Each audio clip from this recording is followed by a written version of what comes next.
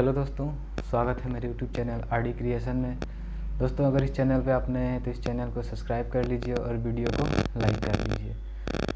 दोस्तों, इस चैनल पर क्लास 10 का साइंस पढ़ाने वाला हूं मैं। अगर आप मेरे साथ पढ़ना चाहते हैं तो ऑल नोटिफिकेशन को ऑन कर दीजिए ताकि हमारे वीडियो की नोटिफिकेशन सबसे पहले आप तक पहुँच सके। तो दोस्तों, आज हम पढ़ेंगे क्लास 10 साइंस की पहला chapter chemical reaction and equation. दोस्तों, इस चैप्टर में हम पढ़ेंगे कुछ केमिकल रिएक्शन और उसके इक्वेशन कैसे बनाते हैं, क्योंकि हर एक केमिकल रिएक्शन को हम इक्वेशन में रिप्रेजेंट कर सकते हैं। ठीक है, तो आज हम इस वीडियो में 3 टॉपिक के ऊपर बात करेंगे: chemical reaction and chemical equation and balancing the equation. दोस्तों, अगर हम इसको शॉर्टली में समझें तो केमिकल रिएक्शन क्या होता है? जब किसी रिएक्शन में हमें लगे कि यहाँ पे कुछ केमिकली चेंज हुआ है, ठीक है, तो उसको हम लोग केमिकल रिएक्शन बोलेंगे। जैसे कि किसी का कलर में चेंज हो जाना, स्टेट में चेंज हो जाना, उसको हम लोग क्या बोलेंगे? Chemical changes. और केमिकल इक्वेशन, दोस्त, जो भी हमारा केमिकल रिएक्शन होता है, उस हम केमिकल रिएक्शन को केमिकल इक्वेशन में लिख सकते हैं सिंबॉलिक रिप्रेजेंटेशन के थ्रू। सिंबॉलिक रिप्रेजेंटेशन क्या होता है? जैसे कोई भी दो कंपाउंड अगर रिएक्ट कर रहा है, उसका कोई ना कोई सिंबल होगा। जैसे कि एग्जांपल में अगर हम ले लें तो मैंने यहाँ पर लिख दिया मैग्नीशियम का सिंबल क्या हो गया? Mg हो गया, और प्लस, और यहाँ पर मैं ले लिया O2। जैसे कि हम लोग जब मैग्नीशियम रिबन को बर्न करते हैं ऑक्सीजन के प्रेजेंस में, तो क्या बनता है? मैग्नीशियम ऑक्साइड बनता है। तो ये हो गया हमारा केमिकल इक्वेशन, जो कि हम लोग सिंबल को यूज करके सिंबॉलिकली हम लोग रिप्रेजेंट करते हैं। उसको हम लोग क्या बोलते हैं? Chemical equation. और दोस्तों, बैलेंसिंग द इक्वेशन को बैलेंस करना, कहने का मतलब कि देखिए, अगर हम लोग कोई भी केमिकल इक्वेशन लिखते हैं तो जो इसका लेफ्ट हैंड साइड होता है और ये होता है क्या? इसका राइट हैंड साइड होता है। तो लेफ्ट हैंड साइड में हम लोग किसको रखते हैं? लेफ्ट हैंड साइड में हम लोग रखते हैं रिएक्टेंट को, ठीक है। और राइट हैंड साइड में हम लोग किसको रखते हैं? प्रोडक्ट को। तो जो भी ये रिएक्टेंट होता है, ठीक है दोस्त, जो भी ये रिएक्टेंट होता है, यहाँ पर रिएक्टेंट क्या है? मैग्नीशियम और ऑक्सीजन है। तो इसका एटॉमिक वेट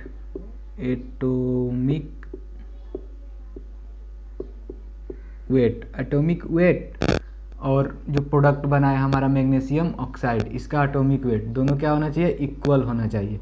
तब ये इक्वेशन क्या होगा? बैलेंस होगा। कहने का मतलब जब नंबर ऑफ मॉलिक्यूल इधर ऑक्सीजन 2 है तो इधर भी क्या होना चाहिए? 2 होना चाहिए।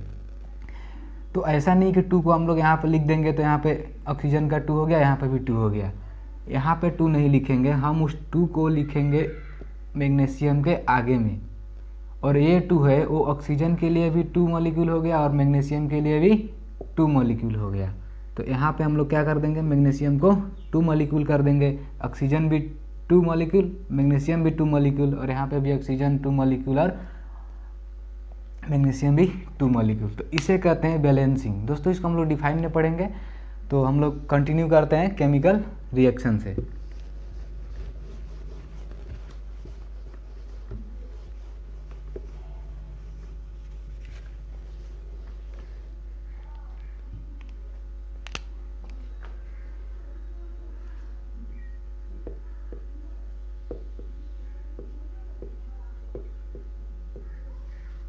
केमिकल रिएक्शन क्या होता है दोस्तों? व्हेनेवर ए केमिकल चेंज ओकर,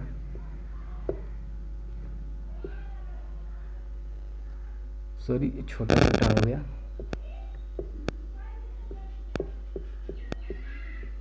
व्हेनेवर ए केमिकल चेंज ओकर, whenever a chemical change occur, we can say that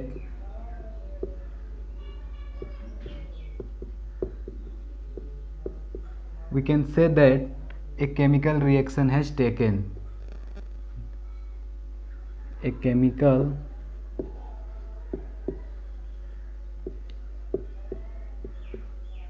reaction, we can say that a chemical reaction has taken।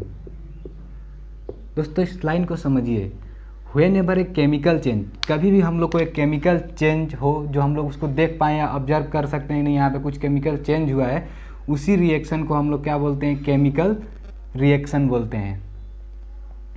यानी केमिकल चेंज, जहाँ पे अगर किसी केमिकल चेंज हो रहा है वहाँ उसको हम लोग क्या बोलेंगे, केमिकल रिएक्शन बोलेंगे। थोड़ा देर पहले मैंने एक एग्जांपल लिया था कि हम लोग किसको बर्न कर रहे थे, मैग्नीशियम रिबन को अगर हम लोग ऑक्सीजन के प्रेजेंस में बर्न कर रहे थे तो ये क्या बन रहा था, हम लोग का मैग्नीशियम ऑक्साइड बन रहा था। तो सिंपल सा बात है, यहाँ पे जो मतलब जो एलिमेंट बोल सकते हो आप, ठीक है, यहाँ पे जो एलिमेंट है मैग्नीशियम है और यहाँ पे जो है क्या है, ऑक्सीजन है।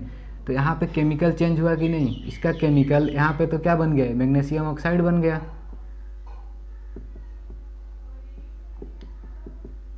यहाँ पे क्या, यहाँ पे मैग्नीशियम है आपका और यहाँ पे क्या बन रहा है, मैग्नीशियम ऑक्साइड बन रहा है। ठीक है, मैग्नीशियम ऑक्साइड किस में होगा, ये आपका पाउडर में हो जाएगा।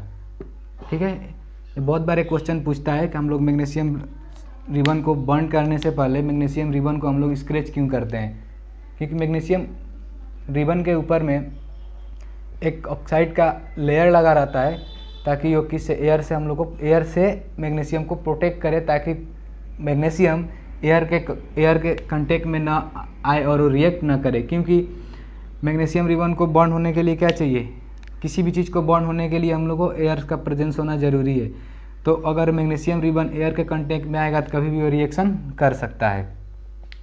ठीक है, तो यहाँ पे देखिए कि जो केमिकल चेंजेस क्या हुआ, मैग्नीशियम रिबन था, मैग्नीशियम यहाँ पे क्या है, मैग्नीशियम रिबन है, जब ऑक्सीजन का प्रेजेंस में हम लोग उसको रख रहे हैं तो मैग्नीशियम ऑक्साइड बन रहा है। मतलब क्या हो रहा है, डायरेक्ट कंपाउंड चेंज हो जा रहा है। यहाँ पे मैग्नीशियम है और यहाँ पे मैग्नीशियम ऑक्साइड है, तो इस चीज़ को हम लोग क्या बोल सकते हैं, केमिकल चेंज हुआ है यहाँ पे। ठीक है, और भी बहुत सारे एग्जाम्पल है, रुकिए कुछ कॉमन एग्जाम्पल लेते हैं जो कि हम लोग रियल लाइफ में क्या कर सकते हैं, उसको फील कर सकते हैं। तो देखिए रियल लाइफ में फील करने वाला एग्जाम्पल नंबर 1 पर आप लिख सकते हैं, रस्टिंग ऑफ आयरन। आप लोगों ने देखा होगा बारिश के समय, या हाँ बारिश के समय में अगर हम लोग आयरन को बाहर में रखते हैं, लोहे को, तो क्या हो जाता है, वो रस्टिंग हो जाता है। क्यों हो जाता है, क्योंकि जब भी आयरन मॉइस्चर के कंटेक्ट में आएगा, मॉइस्चर एंड एयर के कंटेक्ट में आएगा तो क्या लग जाएगा, उसमें जंग लग जाएगा। और एग्जाम्पल अगर आप लोग दूसरा देखें तो digestion,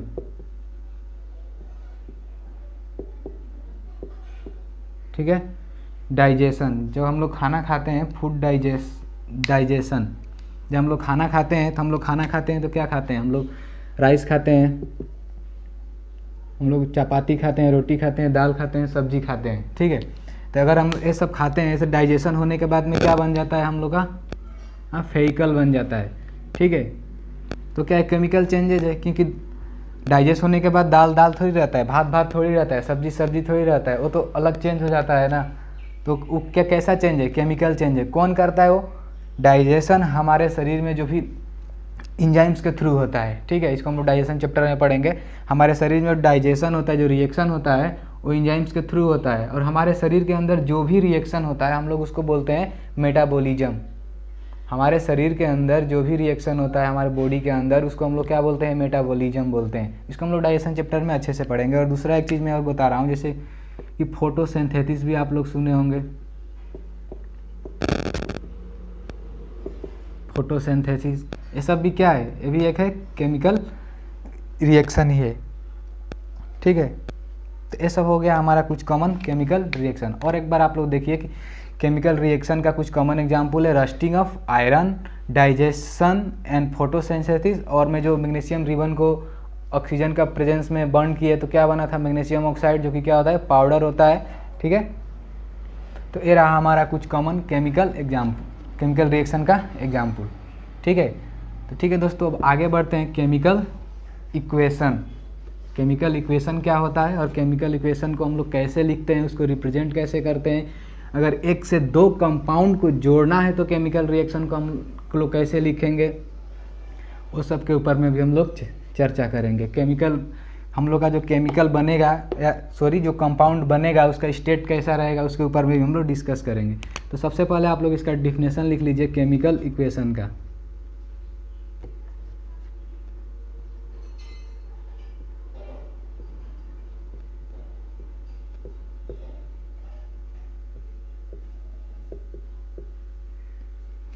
chemical equation, A chemical reaction can be, एक केमिकल, दोस्तों ये रिएक्शन का शॉर्ट फॉर्म है। तो एक केमिकल, एम थोड़ा सा, हाँ, chemical reaction can be, chemical reaction can be express symbolic by using equation. A chemical reaction can be express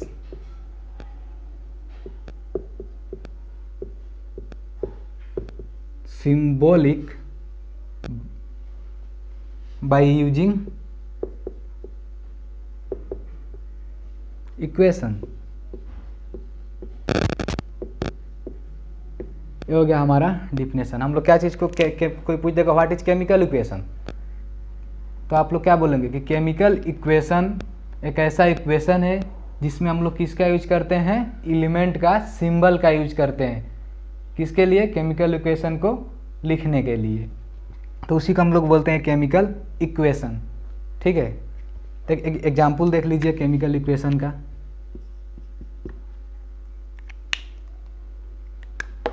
जैसे कि वही एग्जाम्पल लेते हैं क्योंकि बहुत ही इंपॉर्टेंट है कि मैग्नीशियम रिबन एयर्स के प्रेजेंस में बर्न होता है तो क्या बनाता है। तो बार बार मैं वही एग्जाम्पल को रिपीट कर रहा हूँ क्योंकि वो क्या है, बहुत ही इंपॉर्टेंट है। तो मैं उसी एग्जाम्पल को रिपीट कर रहा हूँ। देखिए, मैग्नीशियम रिबन ऑक्सीजन का प्रेजेंस में क्या हो रहा है, बर्न हो रहा है। तो क्या बना रहा है, मैग्नीशियम ऑक्साइड बना रहा है। ठीक है, ये तो हमारा किस में हो गया, देखो देखिए आप लोग, सिंबल में हो गया है कि नहीं। इसको हम लोग वर्ड में भी क्या कर सकते हैं, लिख सकते हैं। देखिए अगर मैं इसको वर्ड में लिख रहा हूँ तो क्या होगा, यहाँ पे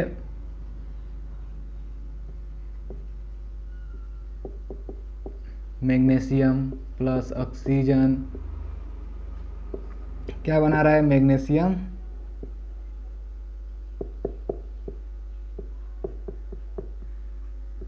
क्या बना रहा है, मैग्नीशियम ऑक्साइड बना रहा है। तो इसको हम लोग इक्वेशन नहीं बोल सकते हैं, ये इक्वेशन नहीं है। ये तो हम लोग वर्ड में लिखे हैं ना, इसको हम लोग इक्वेशन नहीं बोल सकते हैं। इक्वेशन होगा हमारा ए, केमिकल इक्वेशन होगा। ठीक है, तो केमिकल इक्वेशन क्या होता है कि जो केमिकल इक्वेशन किसी भी रिएक्शन को हम लोग सिंबॉलिक फॉर्म में लिखते हैं उसको हम लोग क्या बोलते हैं, केमिकल इक्वेशन बोलते हैं। ठीक है, वी कैन, अब देखिए, अब नेक्स्ट पॉइंट देखिए,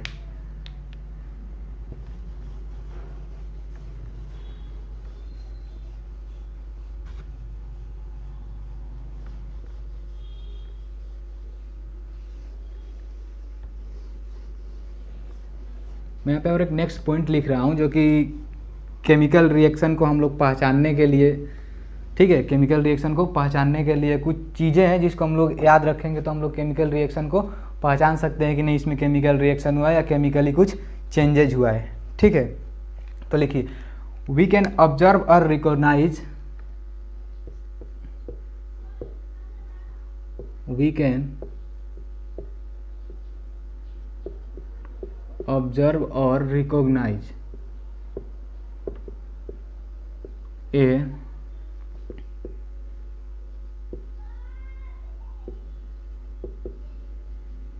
chemical reaction by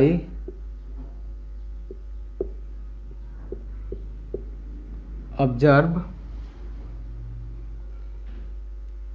state। ठीक है, उसके बाद में क्या आ जाएगा आपका कलर, उसके बाद में evolution, evolution of gas, number 4 में क्या आ जाएगा, चेंज इन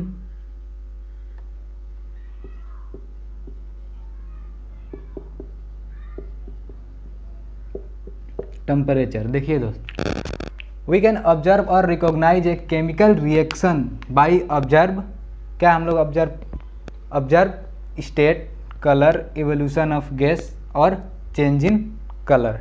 ठीक है, अगर हमारा कलर में अगर कोई चेंज हो रहा है तो हम लोग क्या बोल सकते हैं, वो केमिकल रिएक्शन हो रहा है वहाँ पे। अगर स्टेट में चेंज हो रहा है, स्टेट का मतलब कि अगर ये सॉलिड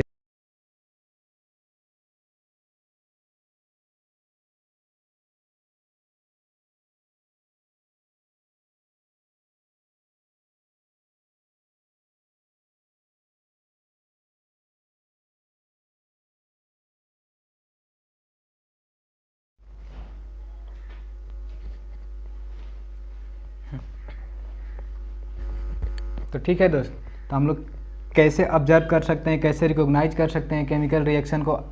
हम लोग चेंज इन स्टेट, अगर वो सॉलिड है, सॉलिड से लिक्विड में हो गया, या लिक्विड से किस में चला गया, वो गैस में चला गया, तो क्या स्टेट में चेंज हो रहा है ना। दैट मीन्स व्हाट, कि अगर कोई रिएक्शन स्टेट में चेंज हो रहा है तो कैसा रिएक्शन है, केमिकल रिएक्शन है। ठीक है, अगर कलर में चेंज हो रहा है, जैसे कि यहाँ पे मैग्नीशियम रिबन था, वो उसका ओरिजिनल स्टेट में, सॉरी, जैसे कि आप मान लीजिए, हम लोग सबसे सिंपल एग्जांपल देखिए आप लोग, हम लोग जो खाना खाते हैं उसका राइस का कलर क्या होता है, वाइट, मान लीजिए वाइट होता है। दाल का कलर कैसा होता है, ये येलो होता है। ठीक है, तो सब्जी का कलर कैसा होता है, ये सब जो कलर है ये सब क्या होता है, मिक्स होके जब हम लोग वेहिकल बनता है तो उसका कलर चेंज हो जाता है ना, तो भी एक प्रकार का क्या है, केमिकल रिएक्शन है। और रस्टिंग ऑफ आयरन का भी आप लोग एग्जाम्पल ले सकते हैं। वो क्या करता है, जब आयरन में, अगर आयरन में रस्ट नहीं लगा है तो क्या करता है, शाइनिंग करता है। ठीक है, लेकिन जब रस्टिंग हो जाता है तो कैसा कलर हो जाता है, ब्राउन हो जाता है या तो रेडिश कलर हो जाता है। ठीक है, तो ब्राउन और रेडिश कलर हो जाता है, तो भी क्या है, कलर में चेंज हो गया है। ठीक है, अब हम लोग चेंज इन टेम्परेचर, अगर टेम्परेचर में चेंजेज आ जाएगा, जैसे कि अगर कोई रिएक्शन कितना प्रकार का होता है, 2 टाइप्स का होता है, एक्सोथर्मिक और इंडोथर्मिक रिएक्शन होता है। तो वहाँ पे जो टेम्परेचर का जो क्लियरेंस है वहाँ पे हम लोग क्लियर करेंगे, थोड़ा आगे हम लोग पढ़ेंगे इंडोथर्मिक और एक्सोथर्मिक। ठीक है, तो ये रहा, हम मतलब केमिकल रिएक्शन को कैसे ऑब्जर्व कर सकते हैं, कैसे पता कर सकते हैं। तो हम लोग ये सब चेंजेस देखकर केमिकल रिएक्शन को पता कर सकते हैं। ठीक है दोस्त, चलिए तो आगे देखते हैं हम लोग फिजिकल स्टेट में कैसे कैसे फिजिकल स्टेट को हम लोग इक्वेशन बनाते समय कैसे डिनोट करते हैं। फिजिकल स्टेट को हम लोग इक्वेशन बनाते समय कैसे डिनोट करते हैं। पहला पॉइंट्स क्या था केमिकल इक्वेशन का, पहला पॉइंट ये था कि हम लोग क्या करते हैं, केमिकल इक्वेशन में सिंबॉलिक रिप्रेजेंटेशन करते हैं। ठीक है, और एक दूसरा भी पॉइंट है यहाँ पे केमिकल इक्वेशन में कि हम लोग फिजिकल स्टेट को कैसे दिखाएंगे। फिजिकल स्टेट कहने का मतलब कि अगर वाटर का फिजिकल स्टेट आप लोग क्या बोलेंगे, लिक्विड है। आयरन का क्या बोलेंगे, सॉलिड है। मैग्नीशियम का क्या बोलेंगे, सॉलिड है। तो ये हो गया उसका फिजिकल स्टेट। हम लोग उसको कैसे डिनोट करते हैं वो हम देखेंगे। तो चलिए एक पॉइंट लिखिए। पॉइंट क्या है, physical state of reactant, physical state of reactant and product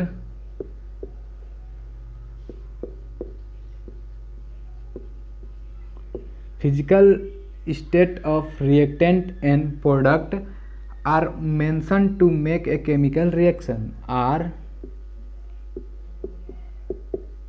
mentioned to make a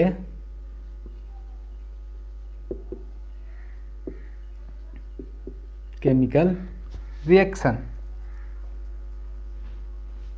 अगर हम लोग physical state of reactant and product are mention to make a chemical reaction more informative. कहने का मतलब ये है कि अगर हम लोग केमिकल रिएक्शन का फिजिकल मतलब केमिकल रिएक्शन का अगर हम फिजिकल स्टेट भी मेंशन कर दें केमिकल इक्वेशन में, तो वो इक्वेशन कैसा बन जाता है, मोर इंफॉर्मेटिव। क्योंकि आप वहाँ पे क्या कर पाएंगे, देखिए मैं फिर से वही रिएक्शन को रिपीट कर रहा हूँ, magnesium plus oxygen plus magnesium oxide. ठीक है, तो यहाँ पे मैग्नीशियम किस फॉर्म में है बताइए आप लोग, सॉलिड। तो सॉलिड के लिए क्या लिख दिए हम लोग, S लिख दिए। ऑक्सीजन क्या है, गैस, तो गैस के लिए क्या लिख दिए, G लिख दिए, है कि नहीं।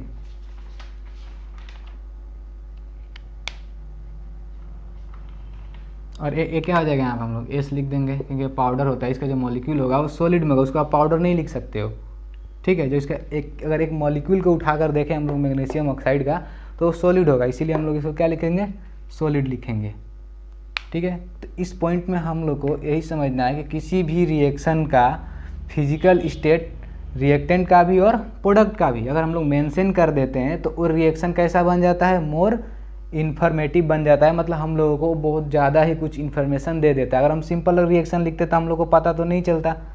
अगर हम लोग सिंपल इस रिएक्शन का इक्वेशन लिखते हैं तो हम लोग को पता नहीं चलता ना कि ये सॉलिड है, ना लिक्विड है, ना गैस है, क्या है। तो हम लोग को अगर मोर इन्फॉर्मेटिव बनाना है किसी भी रिएक्शन का इक्वेशन को, तो हम लोग क्या करेंगे, वहाँ पे उसका फिजिकल स्टेट किससे डिनोट करते हैं हम लोग दे देंगे, ठीक है। तो ये तो एक रिएक्शन, ये तो एक एग्जाम्पल था, इसको मैं रफ कर देता हूँ, ठीक है। तो यहाँ पे आप लोग देख लीजिए कि गैस को हम लोग क्या चीज़ से लिखते हैं, गैस पता ही होगा, जी से। लिक्विड, लिक्विड को हम लोग क्या चीज़ से लिखते हैं, एल से। एक्वास, इन एक्वास कहने का मतलब क्या होता है कि जब वाटर मॉलिक्यूल जब वेपर बन जाता है, ठीक है, ना ही वो लिक्विड में हो ना ही वो गैस में हो, ठीक है। मान लीजिए कि ये आपका हो गया लिक्विड, ये हो गया आपका गैस, तो ये दोनों का जो बीच में मॉलिक्यूल आएगा उसको हम लोग बोलते हैं एक्वास, और उसको हम लोग डिनोट करते हैं क्या, जिससे AQ से, ठीक है। और ये हो गया हमारा क्या, सॉलिड। सॉलिड को तो आपको पता ही है कि S से डिनोट करते हैं, ठीक है। बस इसमें ज़्यादा कुछ नहीं था, इतना, बस इतना ही था, ठीक है। तो अभी हम क्या पढ़ेंगे, तीन चीज़ हमारा, दो चीज़ हमारा हो गया, केमिकल रिएक्शन हो गया, केमिकल इक्वेशन हो गया। केमिकल रिएक्शन क्या था कि किसी भी चीज़ में अगर कुछ केमिकल चेंज हो रहा है उसको हम लोग क्या बोलते हैं, केमिकल रिएक्शन बोल देंगे। केमिकल रिएक्शन में क्या क्या में चेंज होता है, उसका स्टेट में चेंज होता है, उसका टेम्परेचर में चेंज होता है, और उसका कलर में चेंज होता है, और एवोल्यूशन ऑफ एक गैस होता है, ठीक है। अब केमिकल इक्वेशन क्या होता है, केमिकल इक्वेशन को हम लोग कैसे लिखते हैं, केमिकल इक्वेशन को हम लोग सिंबॉलिक रिप्रेजेंट करते हैं, ताकि क्या हो, केमिकल इक्वेशन क्या होता है, केमिकल इक्वेशन मतलब किसी भी रिएक्शन को हम लोग सिंबॉलिकली क्या करते हैं, उसको रिप्रेजेंट करते हैं। उस इक्वेशन को मोर इन्फॉर्मेटिव बनाने के लिए हम लोग क्या करते हैं, उसका जो स्टेट है उसको हम लोग मेंशन करते हैं कि ये सॉलिड है, ये एक्वास है, ये गैस है या लिक्विड है, ठीक है। तो हम लोग नेक्स्ट टॉपिक पढ़ेंगे अभी बैलेंसिंग इक्वेशन। इक्वेशन को बैलेंसिंग कैसे करते हैं, ठीक है। ये बहुत ही ज़रूरी है, लेकिन आपको एग्ज़ाम में स्टेप नहीं लिखना है, डायरेक्ट बैलेंस कर देना है। और एग्ज़ाम में कभी कभी पूछा जाता है, कभी कभी बाई चांस वाला केस है बैलेंसिंग इक्वेशन, ठीक है। तो चलिए बैलेंसिंग इक्वेशन का पहले कुछ समझ लेते हैं, ठीक है। तो सबसे पहले क्या करते हैं हम लोग, इसका डिफिनेशन लिख लेते हैं।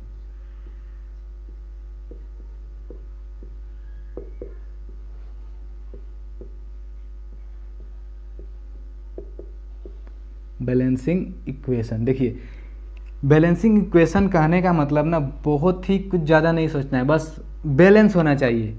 एक क्या हो गया हम लोग का, जो रिएक्टेंट साइड हो गया, ठीक है, और हम लोग का क्या हो गया, प्रोडक्ट साइड हो गया। सिंपल सी बात है, जितना वेट इधर होगा प्रोडक्ट का, कंपाउंड का, उतना ही वेट प्रोडक्ट में होना चाहिए। मतलब जितना वेट ऑफ कंपाउंड रिएक्टेंट का होगा उतना ही वेट ऑफ कंपाउंड प्रोडक्ट का होना चाहिए। बस सिंपल यही बात है, बैलेंस हो जाना। तो अगर हम लोग रूल के अकॉर्डिंगली करेंगे तो थोड़ा इजी होगा। अगर आपको करते करते हैबिट हो जाएगा तो आप भी डायरेक्ट कर पाएंगे। देखिए पहले डिफिनेशन लिखते हैं, उसके बाद में एक दो एग्जाम्पल करेंगे तो आपको क्लियरेंस हो जाएगा, ठीक है। तो पहले हम लोग डिफिनेशन लिखते हैं, we balance the chemical equation, we balance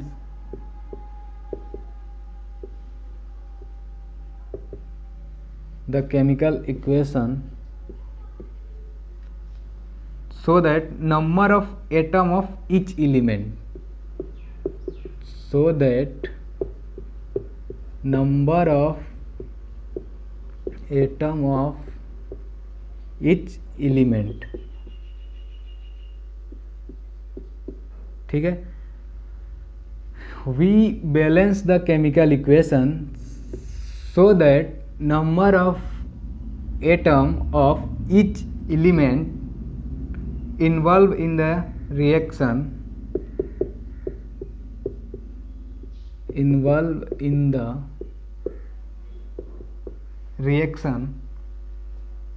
remain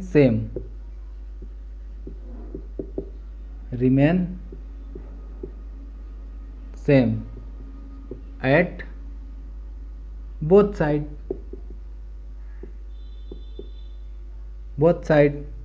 reactant and product, ठीक है। जब हम लोग केमिकल इक्वेशन को बैलेंस करेंगे तो क्या होगा, number of atom of each element, ठीक है, क्या होगा, सेम होगा। जितना एटम ऑफ एलिमेंट रिएक्टेंट का साइड होगा उतना ही एटम ऑफ एलिमेंट किसके साइड होगा, प्रोडक्ट का साइड होगा। अगर ऐसा होता है, ठीक है, अगर ऐसा होता है जितना number of atom A product reactant का साइड हो गया, ठीक है, और उतना ही नंबर ऑफ एटम हमारे प्रोडक्ट के साइड में हो गया। तो नंबर ऑफ अगर एटम सेम आ रहा है ना, कहीं पे नंबर ऑफ एटम अगर सेम आ रहा है किसी भी कंपाउंड का, तो उसका एटॉमिक जो वेट होगा, जो मैं थोड़ा देर पहले बोल रहा था, एटॉमिक मास बोल सकते हैं आप लोग, या एटॉमिक वेट भी बोल सकते हैं, वो क्या होगा, सेम होगा। मेरा कहने का मतलब कि number of atom equal to, यहाँ पर अगर आप लोग कंफ्यूज हो रहे हैं तो लिख भी सकते हैं कि नंबर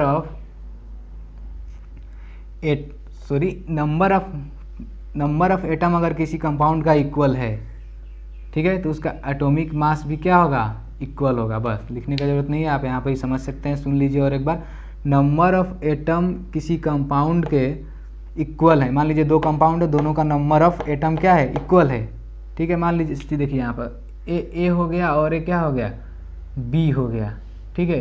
तो यहाँ पे क्या बन गया, ए बी बन गया। देखिए तो यहाँ पे जो एक एलिमेंट है ये कितना है, 1 है। यहाँ पे भी जो एलिमेंट है कितना है, 1 है। यहाँ पे भी दोनों 1 है। तो जितना एटॉमिक वेट इसका होगा उतना ही एटॉमिक वेट इसका होगा। और यहाँ पे देखिए एक कितना एटम है, एक ही एटम है। बी का कितना एटम है, एक ही एटम है। यहाँ पर भी ए का एक ही एटम है, बी का भी एक ही एटम है। तो जब नंबर ऑफ एटम सेम हो रहा है दो कंपाउंड का, कंपाउंड अलग अलग है, ठीक है। आप ये मत सोचिए कंपाउंड सेम है और ये भी सेम है, कंपाउंड अलग अलग है, लेकिन नंबर ऑफ एटम क्या है, सेम है। तो इसका एटॉमिक मास क्या होगा, सेम होगा, ठीक है। और एक बार देख लीजिए बैलेंसिंग इक्वेशन क्या आता है। We balance the chemical equation so that number of atom of each element involve in the reaction. जो भी एलिमेंट इन्वॉल्व है इस रिएक्शन में, उसका number of atom both side क्या होना चाहिए, सेम होना चाहिए, ठीक है। तभी वो हम लोग क्या बोल सकते हैं कि केमिकल जो इक्वेशन है क्या है, बैलेंस है। हम लोग क्यों बैलेंस करते हैं, क्योंकि जो साइंटिस्ट थे उन्होंने प्रूफ किया था कि जितना भी एटॉमिक वेट आपका रिएक्टेंट में होगा उतना ही एटॉमिक वेट किस में होना चाहिए, प्रोडक्ट में होना चाहिए। Mass can neither be created और nor be destroy, mass same रहता है, ठीक है। उन्होंने इस चीज़ को प्रूफ किया था इसीलिए, ठीक है। तो आगे देखते हैं।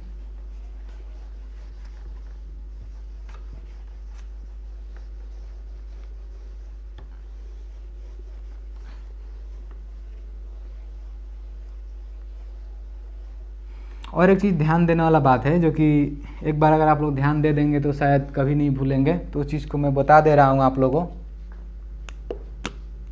कोफिशिएंट मैथ्स में आप लोग पढ़े होंगे, कोफिशिएंट। तो एक एग्जाम्पल लेते हैं और उसको हम लोग बताते हैं आपको कि कैसे मतलब लिखना है कोफिशिएंट को। क्योंकि बहुत सारे, जैसे मैं बोल रहा था ना, वहाँ पे मैग्नीशियम के अगर Mg क्या था, वहाँ पे O था, तो आप यहाँ पे 2 लिख के अगर उसको बैलेंस कर देते तो वो गलत हो जाता। क्योंकि हम लोग कहाँ लिखना चाहिए, कोफिशिएंट को हमेशा आगे लिखते हैं। तो वही चीज़ को यहाँ पे मैं आप लोगों को एक दूसरा एग्जाम्पल लेके बता रहा हूँ। देखिए मान लीजिए कि अगर मैं यहाँ पे कैसा एग्जाम्पल लेता हूँ, H2 + O2 क्या बनाएगा, H2O बनाएगा। सिंपल बात है। अगर हम लोग देखिए, अब बोलेंगे आप H2, H को हम लोग सिंगल नहीं लिख सकते क्योंकि क्या है, डायटोमिक है। ऑक्सीजन भी क्या है, डायटोमिक है। डायटोमिक क्या होता है हम लोग कार्बन चैप्टर में पढ़ेंगे, मोनोएटोमिक, डायटोमिक क्लास 10 में नहीं है लेकिन थोड़ा सा बता देंगे। देखिए डायटोमिक मतलब कि हमेशा क्या है, अगर हम लोग इसको कभी भी अकेला लिखेंगे तो इसका जो एटम होगा या मॉलिक्यूल भी बोल सकते हैं आप, कितना होगा, 2 मॉलिक्यूल ऑफ हाइड्रोजन और 2 मॉलिक्यूल ऑफ ऑक्सीजन लिखना पड़ेगा, क्योंकि सिंगल एग्जिस्ट ही नहीं करता है। आप कहीं पर भी ऐसे डायरेक्ट ऑक्सीजन नहीं देख सकते हैं और कहीं पर भी डायरेक्ट सिंगल ऐसा हाइड्रोजन नहीं देख सकते हैं। क्यों? क्योंकि डायटोमिक होता है और डायटोमिक हमेशा क्या होता है, 2 रहेगा। ठीक है, देखिए तो एक क्या हो गया हमारा, एक तो हमारा क्या हो गया, इक्वेशन हो गया कि नहीं। क्यों इक्वेशन है, क्योंकि हम लोग इसको सिंबॉलिक फॉर्म में लिखे हैं। ठीक है, हाइड्रोजन क्या है, गैस है, ये क्या है, गैस है। तो हम लोग क्या पता चल रहा है, दोनों क्या है, गैस है। लेकिन जो H2O बन रहा है ये क्या बन रहा है हमारा, लिक्विड बन रहा है। तो यहाँ पे क्या हो रहा है, केमिकल रिएक्शन हो रहा है। देखिए जो पढ़ाया है उसको यूज कर रहा है यहाँ पे। ठीक है, ये भी गैस है, ये भी गैस है, यहाँ पे क्या बन गया, लिक्विड बन गया, है कि नहीं। तो क्या हो गया हम लोग का, केमिकल रिएक्शन है, क्योंकि केमिकल क्या रहा है यहाँ पे, चेंज हो रहा है। ठीक है, और ये क्या है, इक्वेशन है, क्योंकि हम लोग सिंबॉलिक फॉर्म में लिखे हैं तो हम लोग इसको इक्वेशन बोल सकते हैं। मोर इन्फॉर्मेशन के लिए क्या करते हैं हम लोग, उसका स्टेट लिखते हैं। तो मोर इन्फॉर्मेशन के लिए हम लोगों ने यहाँ पे क्या लिखा है, H2 का स्टेट लिखा, O2 का स्टेट लिखा और यहाँ पे H2O का स्टेट लिख दिया। और उसके बाद हम लोग पढ़ रहे थे क्या, बैलेंसिंग। बैलेंसिंग में हम लोगों ने क्या सीखा कि रिएक्टेंट और प्रोडक्ट का number of atom both side क्या होना चाहिए, सेम होना चाहिए, तभी हम लोग उसको क्या बोल सकते हैं, बैलेंस इक्वेशन बोल सकते हैं। अगर किसी भी 2 कंपाउंड का नंबर ऑफ एटम क्या होना चाहिए, क्या रहेगा, सेम रहेगा, तो उसका मास क्या रहेगा, सेम रहेगा। और ये क्या है, मतलब सेम रहना चाहिए, क्योंकि एक साइंटिस्ट थे उन्होंने प्रूफ किया था, मास can be neither be destroy और नाइदर बी क्रिएटेड और नॉर बी डिस्ट्रॉय। ठीक है, तो देखिए इसको हम लोग यहाँ पे क्या पढ़ रहे थे, बैलेंस कर रहे थे, क्योंकि सब कुछ हो गया। अब हम लोग को क्या करना है, इसको बैलेंस करना है। तो आप देखिए सबसे पहले यहाँ पे H2, इधर भी H2 है। ठीक है, तो इसको बैलेंस करना है, अभी नहीं, अभी तक नहीं करना है। ठीक है, बाद में करना पड़ेगा, देखेंगे, अभी तक नहीं करना है। ठीक है, अब हम लोग जाके देखते हैं कि इधर ऑक्सीजन है, कितना है, 2 है। यहाँ पे कितना ऑक्सीजन है, 1 है। ठीक है, यहाँ पे कितना ऑक्सीजन है, 1 है। तो हम लोग इसको 2 करना पड़ेगा। अब तो ऐसा नहीं है कि मैं यहाँ पे 2 लिख दूंगा, ये क्या हो जाएगा, गलत हो जाएगा। यहाँ पे 2 हम लोग नहीं लिखेंगे, हमेशा कहाँ लिखेंगे हम लोग, आगे लिखेंगे। ठीक है, अगर देखो, अगर मैं यहाँ पे 2 लिख देता हूँ तो ऑक्सीजन यहाँ पे हम लोग का 2 होगा। अगर मैं यहाँ पे 2 लिख दिया तो ऑक्सीजन कितना हो गया, 2 हो गया। और इसमें क्या होता है, इनटू होता है। ठीक है,